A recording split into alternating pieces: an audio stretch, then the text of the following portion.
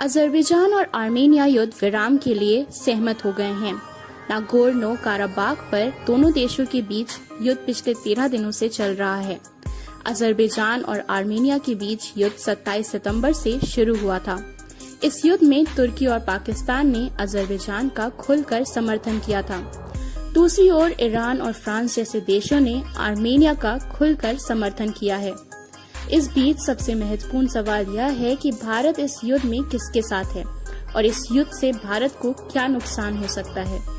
भारतीय विदेश मंत्रालय ने दोनों देशों के बीच संघर्ष विराम का आह्वान किया था और कहा था कि इस मुद्दे को बातचीत के जरिए हल किया जाना चाहिए। युद्ध इसका हल नहीं है। भारत के दोनों देशों के साथ गहरे संबंध है। अजरबैजान में 1300 भारतीय और आर्मेनिया में 3000 भारतीय रह रहे हैं। हाल के दिनों में आर्मेनिया और भारत के बीच संबंध बेहतर रहे हैं। 1991 से आर्मेनिया के प्रधानमंत्री 3 बार भारत का दौरा कर चुके हैं। पिछली बार आर्मेनिया के प्रधानमंत्री ने भारत का दौरा 2017 में किया था। दूसरी ओर अजरबैजान कश्मीर मुद्दे पर पाकिस्तान के साथ है। इसके अलावा अजरबैजान और तुर्की के बीच गहरे संबंध हैं और इन दिनों कश्मीर मुद्दे पर तुर्की के साथ भारत के संबंधों में कुछ कड़वाहट आ गई है। इस युद्ध में तुर्की अजरबैजान का खुलकर समर्थन कर रहा है। दूसरी ओर पाकिस्तान ने भी अजरबैजान का खुलकर समर्थन किया है। दूसरी ओर पाकिस्तान ने अभी तक आर्मेनिया को स्वीकारा नहीं है और दोनों के बीच कोई राजनयिक संबंध नहीं है। तुर्की और पाकिस्तान ने इस युद्ध में अजरबैजान का खुलकर समर्थन किया है। इस पर भारत ने अभी तक अपनी कोई प्रतिक्रिया नहीं दी है। न ही भारत ने ईरान और फ्रांस के रवैये के बारे में कुछ कहा है, जिसने आर्मेनिया का समर्थन किया है।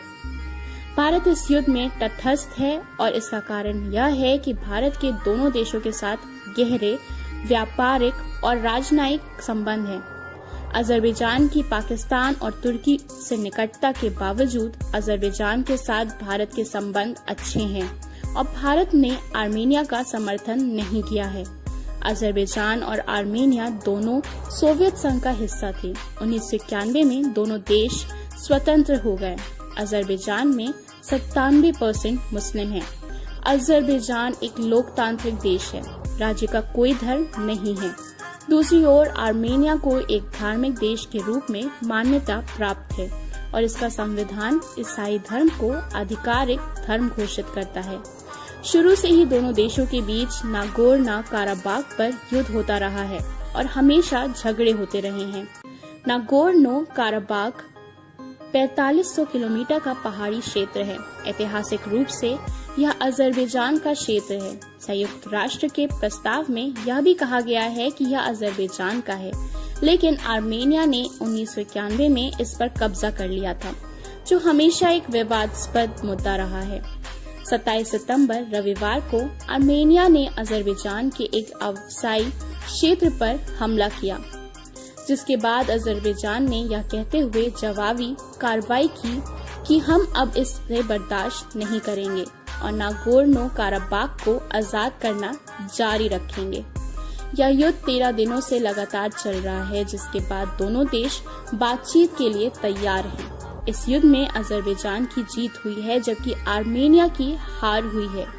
अब तक की रिपोर्ट के अनुसार अजरबैजान ने लगभग 30 गांवों को आजाद कर दिया है और वहां अजरबैजान का झंडा फहराया है और जिब्राइल के एक जिले को भी वापस ले लिया है।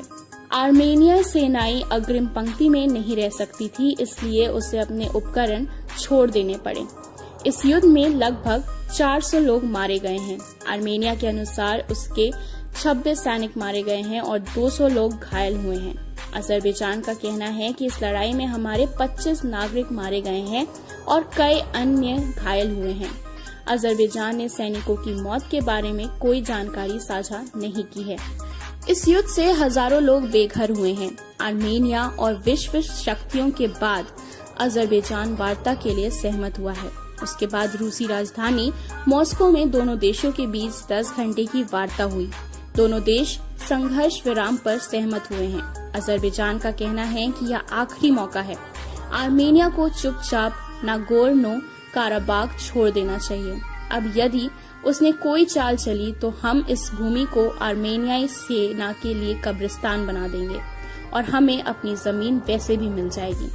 रूस के विदेश मंत्री ने कहा है कि उन्हें 25 साल पुराने युद्ध के समाधान की उम्मीद है और इसका हल देखने को मिलेगा। ब्यूरो रिपोर्ट, मिल्लत।